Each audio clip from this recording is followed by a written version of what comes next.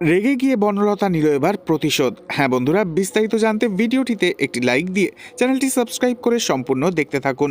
জমে উঠেছে ধারাবাহিক কোণে দেখা আলো, যেখানে দেখা যায় লাজুকে ডাক্তার তৈরি করার জন্য অনুভব নিজের দিক থেকে সব রকমের চেষ্টাই শুরু করে দিয়েছে।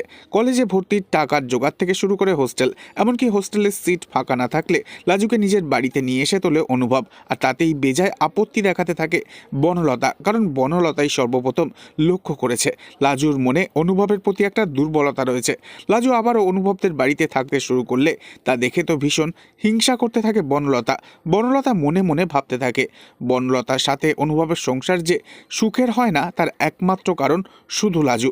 অন্যদিকে আবার দেখা যায় ময়ূক, সে আজকাল হঠাৎই ভীষণ অস্থির হয়ে উঠেছে বনলতার সাথে দেখা করতে। আর সেই ব্যাপারটা জানতে পেরে যায় অনুভব। যেভাবে বনলতা লাজু এবং অনুভবের সম্পর্কের দিকে আঙুল তুলেছে, ঠিক একই রকমভাবে অনুভবও এবার বনলতা ও ময়ূকের সম্পর্কের দিকে কাদা ছুটবে। বনলতাকে দায়ী করতে থাকে অনুভব। বিয়ের আগে কেন সে সমস্ত কিছু আড়াল করেছিল, কেন অনুভবকে একবারের জন্য অতীতের কোনো কথা জানায়নি বনলতা। এসব দেখে তো বনলতা আরও ভীষণ রেগে যায় অনুভবের ওপর। শেষমেশ এবার বনলতাকে দেখা যাবে গল্পে ভিলেন হতে। লাজুর প্রতি এক প্রকার রাগের বশে অনুভবের গ্লাসে বিষ মিশিয়ে অনুভবকে খাইয়ে দিয়ে বাড়ির থেকে বেরিয়ে চলে আসবে ময়ূকের কাছে এবার বনলতা, যাতে লাজু কখনো অনুভবকে কাছে না পেতে পারে। আর অনুভবের পরিবার তাদের ছেলেকে হারিয়ে ফেলে সমস্ত কিছুর জন্য যাতে লাজুকেই দোষারোপ করতে পারে। তবে লাজুও কিন্তু ডাক্তার হচ্ছে, তাই এবার গল্পের সুবিধার্থে খুব তাড়াতাড়ি দেখা যাবে গল্প এগিয়ে যাবে কিছুটা সময়।